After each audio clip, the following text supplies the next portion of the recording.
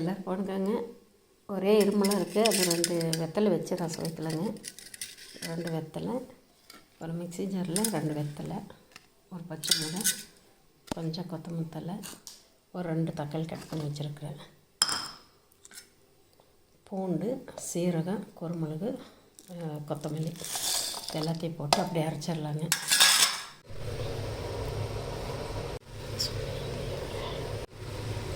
இந்த ரசகுல்லில் கொஞ்சம் வேணுங்கிறல எண்ணெய் ஊற்றிடலாங்க. கடுகு, ஒரு வரமிளகா, கருவேப்பிலை, கொஞ்சம் மஞ்சள்,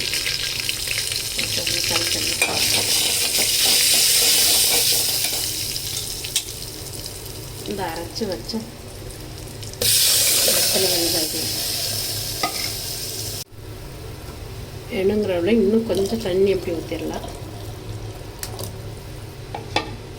அதில் சால்ட்டு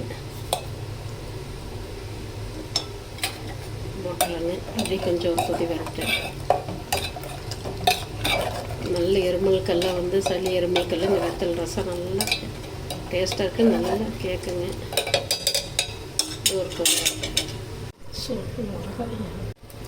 ரசம் நல்லா கொதிக்குதுங்க. ஆஃப் பண்ணிடலாம். இந்த சாதத்தில் இந்த ரசம் ஊற்றிக்கிட்டேங்க.